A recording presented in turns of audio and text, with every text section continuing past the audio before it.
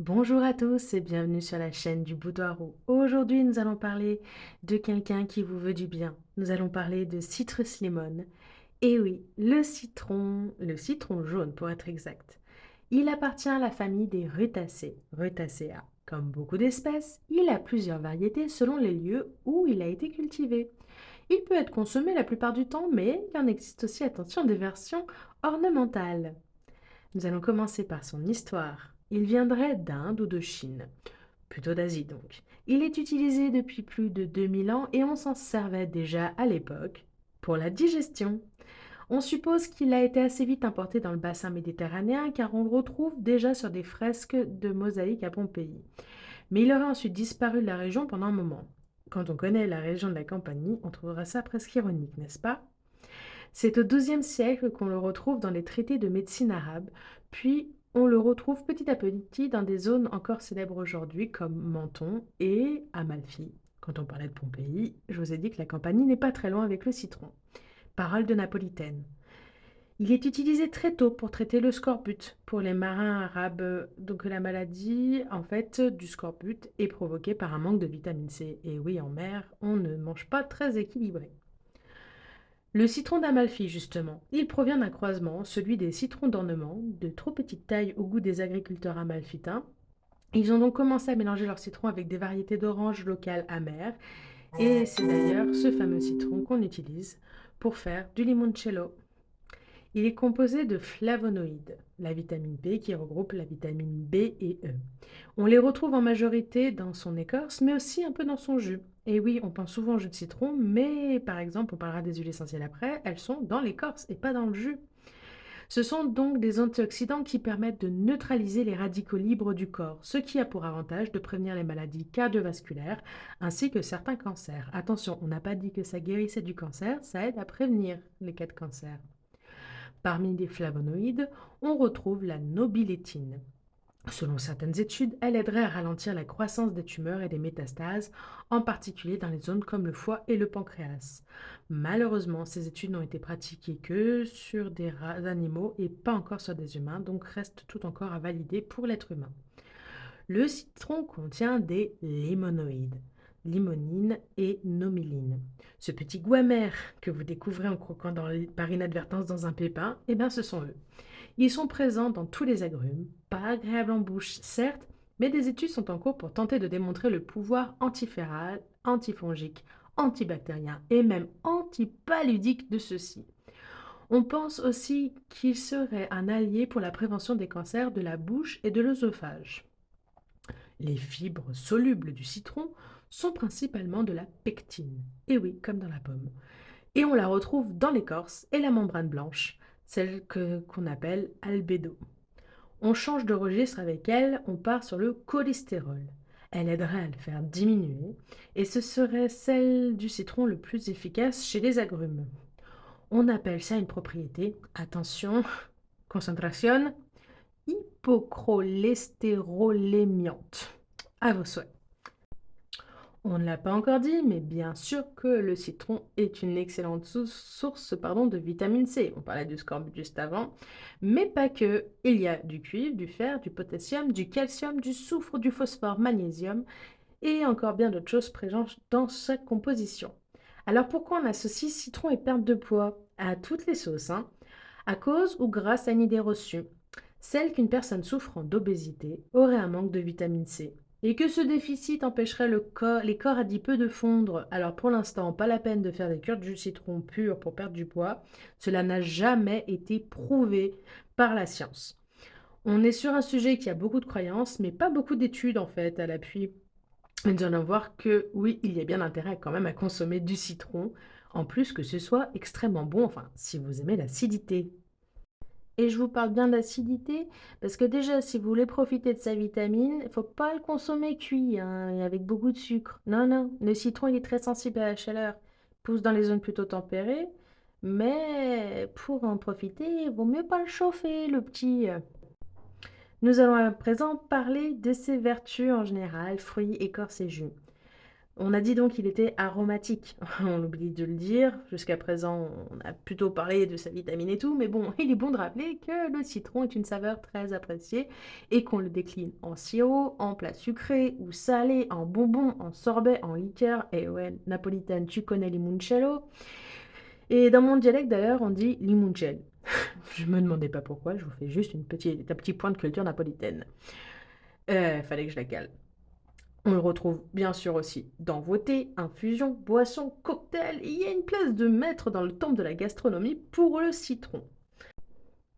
Le citron éclairci. Attention, je vous le donne plus comme un rappel que comme incitation. Que ce soit en huile essentielle ou en jus pur et dur, les agrumes sont photosensibles et réagissent donc à la lumière. Attention donc aux huiles essentielles ou aux produits avec des agrumes dedans. Ne vous exposez pas au soleil après. Pour la petite histoire, il n'est pas rare aussi de voir des petites terrasses en haut des palazzi vénitiens. Ces petits espaces ont une histoire. Les Vénitiennes s'ornaient la tête de grands chapeaux de paille pour protéger leur teint de neige du soleil, mais celui-ci était percé au sommet pour permettre de passer leur chevelure et de l'étaler en parasol au-dessus. Elles versaient sur eux différentes décoctions plus bizarres les unes que les autres, mais la plus célèbre d'entre eux reste encore le jus de citron.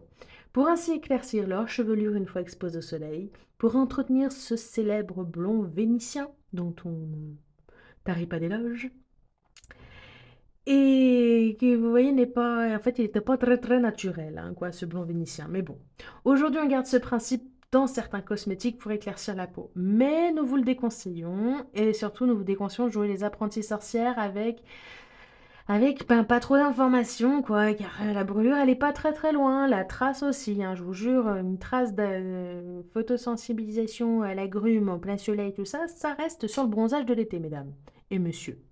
En revanche, nous verrons qu'avec précaution, avec un hydrolat par exemple, on peut avoir un petit teint frais et adoucir la peau. Le citron fortifie aussi les ongles, par exemple un peu de jus de citron et d'huile végétale, ça redonne vie à vos ongles. Et avec ce qui est dit avant, bah, ça les blanchit aussi. Pour les fumeurs, c'est peut-être un petit truc. Le citron peut tonifier et resserrer les pores de la peau. Il purifie aussi les peaux à problème. Et nous vous avons trouvé quelques idées dont on vous a parlé juste avant. Déjà, l'hydrolat de citron, c'est pas mal. C'est un très bon antiseptique et antibactérien. On l'utilise aussi bien en externe qu'en interne. C'est souvent pour cela qu'on le trouve dans beaucoup de remèdes de grand-mère pour la digestion, l'indigestion, les maux de gorge ou autres problèmes de l'hiver. On peut s'en servir pour le mal des transports. On connaît souvent l'alcool de menthe, je ne sais plus comment ça s'appelle, sur le sucre, mais le citron, il aura le même effet et du coup, ben, c'est quand même plus facile à utiliser avec vos enfants, n'est-ce pas? Attention, il a un petit effet laxatif. Pour être exact, c'est l'écorce et l'albédo. Il peut donc aider en cas de constipation et pour les buveurs de café au lait le matin, le verre d'eau tiède citronnée a le même effet que la bombe caféinée. Comme je dis, ce sont les buveurs de café au lait le matin qui comprendront ce que je veux dire. Une petite idée reçue, le citron acidifie. Eh ben non, au contraire. Le citron alcalinise l'organisme. L'huile essentielle de citron. Son utilisation. Attention, la liste est longue.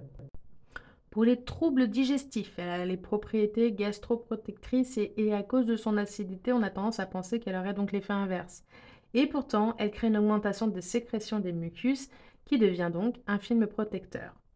Comme on l'a dit, pour les nausées, donc pour le mal des transports, pour les brûlures d'estomac, la constipation, 2 gouttes d'huile essentielle dans une cuillère de miel ou une huile végétale 1 à 2 fois par jour, ça devrait peut-être régler votre problème. Pour la dyspésie, ouais, c'est un mot intelligent pour dire digestion difficile. Elle l'aide à maintenir une bonne hygiène de vie, bien évidemment en faisant d'autres efforts que de prendre de l'huile essentielle, hein. Il y a une aide pour la protection du foie avec les limonettes qui sont fort présents dans l'huile essentielle. Il permet de limiter la dégradation que d'autres huiles essentielles pourraient causer au foie. Il est fort intéressant de voir si on peut combiner ces substances parfois nécessaires mais nocives, voire toxiques, avec des huiles essentielles de citron, du coup, pour contrebalancer l'effet qui abîme le foie. L'huile essentielle aide au drainage de la vésicule biliaire. Pour les troubles cutanés, donc, elle a tendance, en la mélangeant avec une bonne huile végétale, à redonner un coup d'éclat aux peaux abîmées et pour les peaux grasses, à matifier le teint. Vous pouvez par exemple vous faire un masque à l'argile avec une cuillère d'huile de jojoba et 2 gouttes d'huile essentielle de citron, 2 gouttes d'essentiel de titri si l'odeur ne vous dérange pas. Et attention, on s'expose pas au soleil après, hein. L'huile essentielle de citron peut aider à la cicatrisation, c'est pas la meilleure, mais elle fait partie de ces huiles qui peuvent vous aider. Et comme on l'a dit, donc elle est bonne pour les peaux grasses et les peaux matures. Amincissement, cellulite, oui, pour aider en fait à vous faire un petit mélange par exemple avec de l'huile essentielle de citron et de cèdre pour masser des zones. En soi, ça ne fait pas mincir, mais le fait de drainer une zone, de la masser, peut vous aider à retrouver un aspect plus sympathique pour votre peau et pour les zones. C'est voilà, pas non plus un remède miracle. Pour les cheveux gras, par voie cutanée, vous pouvez utiliser 5 gouttes par exemple dans une cuillère. Oh, je vais y arriver aujourd'hui! 5 gouttes dans une cuillère d'huile végétale que vous allez mettre sur votre cuir chevelu, masser. Vous allez faire ça 1 heure avant votre shampoing. Et par cycle de 3 semaines, on fait toujours une pause. Quand on fait une cure, on s'arrête toujours au moins 1 semaine, on ne fait pas ça non-stop. Et du coup, ça devrait aider pour votre cuir chevelu. Après, il y a d'autres solutions, mais voilà, on est dans le citron, parlons citron. Pour le mal des transports, comme on a dit, quelques gouttes sur un mouchoir pour ensuite le respirer calmement. Ça peut toujours être plus sympathique que le côté menthe poivrée que certains n'aiment pas. C'est un effet anxiolytique. Et oui, les huiles essentielles aux agrumes, en général, elles agissent très bien sur le moral. Et oui, la vitamine C, la couleur, c'est lumineux, ça fait du bien. Vous pouvez sans problème vous créer un mélange de quelques gouttes d'huile essentielle de citron, d'orange douce, dans un diffuseur prévu à cet effet pour vous faire une senteur douce et agréable à respirer tout au long de la journée. Alors attention aux appellations. L'essence de citron est obtenue par expression mécanique du zeste de citron. Elle provient donc du fruit, est riche en limonène et contient quelques furocumarines photosensibilisantes. L'huile essentielle de citron pardon, est obtenue par distillation de l'essence de citron et ne contient plus de furocumarines photosensibilisantes, agent toxique photosensibilisant en gros. Son odeur est moins puissante que l'essence. Enfin, l'huile essentielle de petit grain citron est une huile obtenue après distillation des branches et des feuilles de citronnier. Il faut toujours la diluer, ne jamais la consommer pure et éviter le soleil au moins 12 heures après son utilisation et dans l'idéal la conserver au frigo. L'huile essentielle de citron fait partie des rares huiles essentielles que l'on peut utiliser en cutané. Mais attention, très irritante et allergisante à tester par voie orale. Pure, oui, mais avec des petites cures et des petites doses. Inhalation et diffuseur, ok, même dans une chambre de bébé, mais pareil, à petite dose, pas plus de 30 minutes avec un diffuseur à froid. Elle est déconseillée par voie orale et cutanée aux enfants de moins de 3 ans, aux femmes enceintes et allaitantes, comme toujours. Et, et puis elle est à prendre avec parcimonie. Et bien sûr, en cas de profil épileptique, on consulte un médecin avant de tenter quoi que ce soit. Parlons maintenant de l'hydrolat de citron. Vous l'aurez compris, on préfère souvent nous utiliser les hydrolats plutôt que les huiles essentielles car il y a moins de risques. Bien que pour une fois, le citron, mis à part le soleil, il n'y a pas vraiment de contre-indication comparé à d'habitude. L'hydrolat, c'est aussi sympa pour le côté oral et côté cutané. Il aura les mêmes vertus que les huiles essentielles sur la digestion, le soin de la peau, le foie, le mal de transport, mais il a ce petit plus de se garder au frais. Alors, comme on vous a dit, l'huile essentielle aussi, mais du coup, dans l'utilisation, c'est sympa parce que vous vaporisez sur le visage ou certaines zones du pchit un petit peu frais suite à une brûlure, une piqûre d'insecte par exemple, ou parce que vous avez envie de rafraîchir votre teint, eh ben c'est cool. Et en plus, il n'est pas photosensible. Car le responsable, comme on l'a dit, de la photosensibilité, bah c'est le fucomarine. Fucomarine, je sais pas comment ça se prononce. Du coup, vous aurez compris que dans l'hydrolat, il n'y en a pas. Et ensuite, je ne trouve plus ma phrase. Il est concevable par absolument tout le monde, pour un bébé même à partir de 3 mois, sous couverture d'un avis médical, si possible. Et puis donc son petit côté tonique pour la peau, eh ben, elle est très très bien, très très cool. C'est les citrales contenus dans l'hydrolat de citron qui luttent contre l'asthénie et la fatigue générale. Et il possède également une action antidépressive. et testez-le quand même avant toute utilisation sur l'extérieur de votre bras. N'hésitez pas à le diluer encore en faisant moitié eau, moitié hydrolat si vous avez une peau très très sensible.